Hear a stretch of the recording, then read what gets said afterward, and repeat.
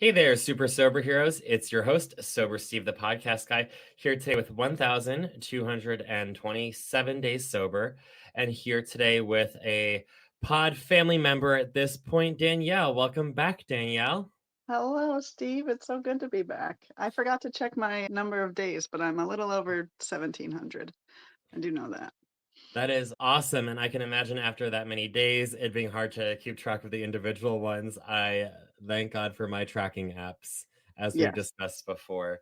So, yes, I know many of our podcast listeners that have been around for a while will have heard you because you've been on episodes talking about things like dating and sobriety with the apps. But why don't you introduce yourself for people who might be new or be like me and sometimes forget things?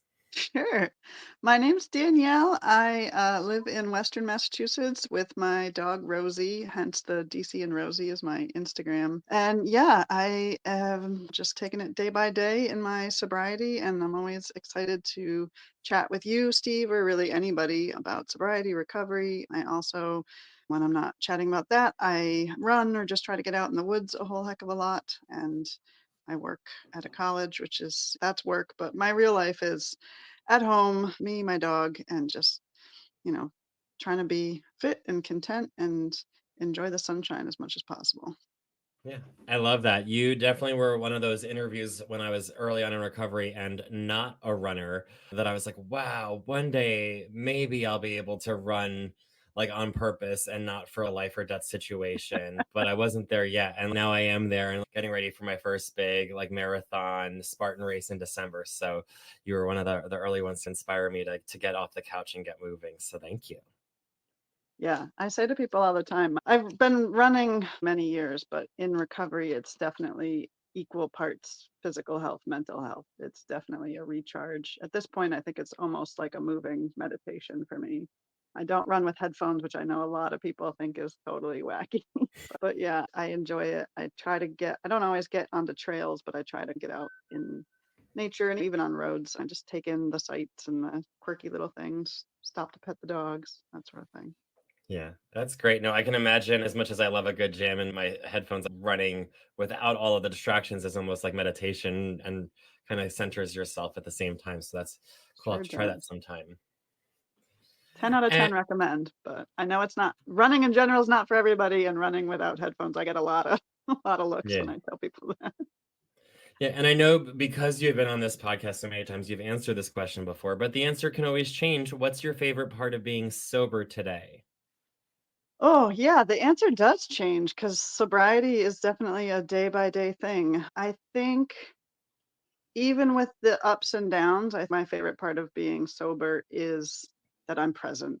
I am even the ups, the downs, everything in between. I am 100% present with myself, even when I'm thinking about the past or thinking about the future and not quite present. I'm still so much more present than I ever was when I was drinking. So I really appreciate that. Yeah, I definitely can relate. Even I was the type, as many of us were, when bad things would happen, my gut instinct would be like, run away or tune it out or numb it down. So when bad things happen, it's still I'm like, why can't I numb things? But then I would be also be numbing the good stuff, and it all is worth feeling it all thoroughly for the full experience. Absolutely.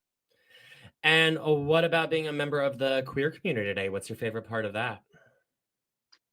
Oh, that's a good question. I mean, I think at this point, it's really just for me. Oh, that's a really good question. I think I really enjoy I feel like there's a resurgence in the last couple of years of the queer community. I feel like the unfortunate side effect of the extremely polarizing political state we've been in the last, I don't know, 5 or 6, 8 years has actually created a lot more people to really be vocal about either their support as an ally or just folks being out and supporting each other and just watching the next generation and all the changes in terms and language and flexibility that they're bringing to the table. It's just it feels, an exciting time to be part of a community that is really trying to get a foothold in being supportive and strong and, you know, have a voice. And for this week's topic, I want to talk about being out and sober or being out in recovery? Because I know that's a choice that a lot of times people respect the anonymity of 12-step programs, both not only with what goes on in the rooms, but the fact that they have a problem at all. They want to keep that private. It's part of their story. And then you have people like me and people like you who recover out loud and either make a podcast about it, or any time one of your podcast pals reaches out to you, you say, hell yeah, I'll be on your show. So have you always been the type to do things out loud, or where does that come from? Yeah, I think I feel like the two are very related. My decision to come out 30 years ago, I came out in college, and I think I talked a little bit on my first podcast about my coming out story, and it really was a large part had nothing to do with being gay, but just a classmate of mine, my sophomore year in college, had gotten carjacked and murdered, and I just it shifted something in me to realize I have to be me. I have to live my life because life is precious and we don't know how much time we have. And so that sort of started my journey. And then I've always, almost always worked at colleges. So as I became a professional, I had the opportunity to turn around and lend a hand. And when I walked into the rooms of AA, I fully respect and understand the anonymity. And I think a lot of it from the beginning, was really crucial to the program. But for me, I just felt like this is a no brainer. I have to provide this support. And I have, I won't mention them because of anonymity, but I know Yeah. at least 5 people because I have put things out there on social media, have reached out to me privately, have found the rooms, have, started their sobriety journey. And it's just very similar. If I can save one life, from all the years of working at colleges and knowing I'm setting an example for other queer people, whether they're younger than me or older than me, like if I can pave a smoother way for somebody else, Mhm. I'm gonna do that, and I will risk my safety and my well-being for that because my safety and well-being isn't guaranteed no matter what. So it just I don't know, for me, that's what makes sense for me. I know it's a very intimate decision, especially with sobriety and recovery. Mhm. There's a lot of shame put on us in terms of addiction being a moral failure. So I think there's a lot of folks who don't come to it naturally in terms of sharing themselves that way, and for other privacy reasons. I fully respect that. But for me, it just was like, this is my path and it feels really good. Yeah, because I regularly on this podcast compare the whole concept of coming out as an alcoholic or an addict as what we went through when we were coming out with our sexuality. And so I know that we both work from a generation where we were in the closet and like you were assumed to be straight until you came out. And it was like an announcement that needed to be made because no one would just assume it. But as I'm hearing newer stories of people coming out younger in this new generation where it's not so much a coming out process as much as like they just are saying like this is who I am, but it's not like an announcement. Do you find like, there's any sort of pressure? Did you have pressure keeping your sexuality a secret where you had to come out? Or did you ever feel like or have circumstances where you didn't necessarily come out as much as you just announced who you were and it was just people were okay with it? Yeah, this doesn't really Yeah. closet very well. I had longer hair most of growing up, but I don't think I was fooling Mhm. a whole lot of folks. Yeah. So I think once I came out, it was a friend here and there at starting my sophomore year in college. And then my folks, and by the end of my time in college, I was just completely out. And then yeah, I think that if I was in any spaces where I felt like it was being assumed, I just cut to the chase and made whatever way seemed appropriate for the space and the setting, made it clear. I would come out in job interviews. I just was like, I have no time or patience for, and I don't want to work anywhere. I don't want to be in rooms where I'm not valued. So it's like a two-way street. And I think that's part of what keeps holds people back is it's the thing of I don't know if you ever experienced this, but like when I was in high school, I had a girlfriend. We wanted to go to Pride or a Mhm. queer bookstore, and you're like, what if I see someone I know? And then you realize, wait, if I see someone I know, they're also gay. So Yeah. it's same as going into an A meeting. You're like, oh, what if I see someone I know? It's they're there as Mhm. well for the same reasons, and it's a safe space for that reason. So yeah, I just and then at this point, I don't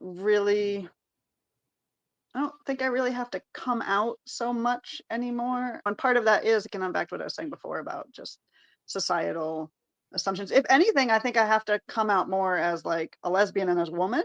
I think I Mhm. get smushed into the non-binary they them box a lot. And I'm like, no, that's not me, but that's a conversation for another day. Yeah. I think there's more boxes to check, but then sometimes they're getting limited. So I do put my she, her pronouns in Zoom squares for work and for meetings because I think it's important. It's an important reminder that that's part of I am. Yeah. Yeah, I definitely can agree with that, and I know that part of my drinking as well was I let me and part of my coming out experience, like, growing up was that the people who were gonna be comfortable with the fact that I was gay got that I was gay right away. I didn't hide it very well. I was always called, like, the special child, told to, like, tone it down, so the people who, like, I had to come out to were people who were, like, actively looking at the signs and looking the other way, saying, like, my parents or, like, people like that, so it was something, though, that, like, I was told basically by them at one point that I had to hide it, that behavior would be unacceptable, so I had to hide this behavior, and so coming out as gay was an experience, but it was almost easier because so many other people just knew by default. It was different almost when I drank because that was something that I was able to hide. I could never really hide that I was gay. I was always very flamboyant. Everyone pretty much like I was telling people by the time that I was like a freshman, sophomore in high school, like friends, and I was telling like extended family and other friends of adults and everything like that. All kind of knew by like my junior year, but it took me until my 30s to even admit to myself that I was an alcoholic, let alone anyone else, because I was great at hiding the fact that I drank a lot normally. Like, how did your staying in the closet experience for your sexuality compare to your staying in the closet with drinking experience? Oh, I was a late bloomer to alcohol, Mhm. and it didn't manifest into a massive problem until much later in life. So I'll have 5 years, God willing, as they say, in February. And it was the last couple of years before that that were really, really bad. So I wouldn't say I wouldn't say I was in the closet. Once I realized I had a problem and once I got to the rooms of AA, Mhm. I just was out. Like I shouldn't say that. There was a small window where I didn't entirely know. And if anyone wants to go back and find my second podcast, which is about sobriety and recovery, I knew I was quitting drinking. And I did identify in the first AA meeting I went to, which was on Valentine's Day. I just love that part of it. It was happenstance, Mhm. but it's so beautiful. Mhm. I identified as an alcoholic the very first meeting I went to. My therapist went with me and she was like, "Oh, surprised you said that." And I was like, "What's the point? If I'm here, I'm queer, I'm an alcoholic, welcome." And it just, so I identified as an alcoholic the first meeting, but I still didn't fully know like what I knew I was going to quit drinking. I didn't know all this. Like I knew there was 12 steps. It's so goofy. I'm like, I know it's a 12-step program, but I didn't realize it would work and all that was ahead of me in terms of that. But that's where the beauty has definitely come in doing all that work. But in terms of being out, I didn't tell people immediately that I was an alcoholic because there is that sort of shame based. I tripped over that word a little bit the first few months, but I did tell people. I think it's important to say for anyone kind of new or struggling, I did have moments. I got sober just before the pandemic hit, and like that February, I went to visit my aunt, and I told her ahead of time, "Hey, I'm at that point. I think I'm taking a break from drinking, but to set the stage of you guys can drink or whatever, but I'm not going to drink." It helped me keep myself in check and keep me from drinking. Because I think if I hadn't said that and I got there and they were having a beer with dinner, I would have been like, oh, because I was literally only a couple weeks. At that point, I had identified as an alcoholic at a meeting, but I wasn't like fully like knowing exactly where I was. But that really helped to just get ahead of that. So I would say if you're new and struggling and you get invited to a function or you're going to go hang out with family or you're going to be doing anything where there usually you would have drank, I think it's great if you can tell at least one. You don't have to tell them you're an alcoholic. You don't have to tell them you're getting sober, but just like, hey, I'm just taking a break. I'm probably not going to drink. That helps you keep yourself honest with yourself. And that's really the key to the whole thing is that self-honesty piece. Yeah, I definitely agree. Oftentimes, especially early on, I was so worried with what other people would think about my drinking that I was always mystified when they didn't really give too much thought to it whatsoever. And I would make this whole big, I'm coming to your party, but I hope that like I won't be drinking. They're like, okay, good, because like when you would come and you would be drinking, there goes a whole bottle of like liquor. So that's awesome. I'm glad that you're not drinking. Saves us all a lot. Exactly, they're Yeah. like and the fact that you're not drinking, everyone's gonna be happier with the fact that you don't just get messy and then do an Irish goodbye halfway through the event. So, like, everyone was, like, very supportive of my family, like, even before I wanted to make it public that I was doing this podcasts and interviewing people and documenting it. And before I was out doing all this, I wanted to, that was more of like a fear that I wasn't going to make it, or that I would like stumble and not make it to the 90 days before I wanted to like publicly make it. But I did know that I needed to make sure like my support system knew what I was going Right. through. I was one of those like that would drink through the day at work. So I made sure like my direct supervisor knew what was going on with me, and she really helped me through it and helped cover my ass like that first week while I was going through some Yeah. DTs and stuff like that. But like the people that needed to know knew, and then I did in time come out. But I like one thing, like whenever I would come out to people as gay, no one was really surprised. When people, I did have people that were very surprised that I had been struggling, mostly because they're known for me like acting so loud out on social media that they're like, oh, we didn't think that you had any secrets because you're so loud. So the fact that you were also like struggling in silence, Yeah. going through all of that surprised a lot of people. They knew I drank a lot. They just didn't know how much, or that it was a, did you have that experience, or what was that like as you were coming out? Yeah, I think for me, it definitely surprised a lot of people because I was not a daily drinker. I was not always intoxicated. I could go out with friends and have the same 2 to 3 drinks they had. It was the mental gymnastics of the drinking. It was all the stuff that it was doing to my mind. And I was keeping all of that very private. At the end, it wasn't the amount of alcohol or the frequency. I was not a day drinker, none of that. But I was mentally checked out to the point of really suicidal in my own head. My closest friends were very sad to hear how bad it was mentally after the fact. I think that was Mhm. really hard for them to be. They had no idea. And that's on me because I was not sharing that. And that's part of the disease. So if you're in that struggle like that, that checks out. I think a lot of people were surprised. I even had I had one coworker say, "How do you know it was the alcohol?" And a few other people even in program. And I'm like, at the end of the day, I don't care. Mhm. I'm not gonna sit here and split hairs because what I do know is my life is 1,000,000 times better. Yeah. And I know my own experience. I know I was completely unhappy, detached from myself, detached from the people that I love and care about. And I know that alcohol technically quite a terrible drug with one of the highest addiction rates of, yes, it's the legal one. Cannabis is getting there, but it's not great for you. So I'm not going to sit here and go back and try it out. It's not worth it. There's nothing about it that's worth it. Yeah, I just forge ahead with this. This feels good. This feels where I'm supposed to be. Yeah. And after I came out and told everyone in my life that I was sober and people helped me get through those first couple of years, I nowadays have found that it's almost like flipped, where even though I can recover out loud, a lot of times people who know me professionally, especially, will get to, before I had sober in my business name at least, but I had people who knew me for a while where they like realized that I was sober, but they had never seen me drink like ever. And they don't know that version of me, where when they hear a story or hear me tell something in my podcast or a clip of me doing something outlandish from back in the day, they're like, there's almost like that kind of reverse surprise of that they never knew that version of me. Do you have any sort of difference between people who find out that you're sober that never knew that side of you versus people who did know you back then? That's a good question. I think obviously, like, I have a nice crew of friends from AA, but again, like, I don't. They say the elevator goes all the way to the bottom, goes as far Yeah. down as you want to take it, and I think I'm really grateful that I had some. I've definitely had some drunken excursions, but I don't think I have anything so outlandish that it's not anything that people who I think can casually, recreationally still drink have done. I hear some things in meetings that I'm like, oh my goodness, I'm glad I got off the merry-go-round when I did because those are all the things like that didn't happen yet. So Yeah, I definitely had a lot of yes, but I also know that my elevator like never went up a floor ever. It was only going down. it was a I, one-way ticket for sure. it was skipping more floors with each time out. So it Hmm. was just, yeah, I'm glad that has stopped where it is.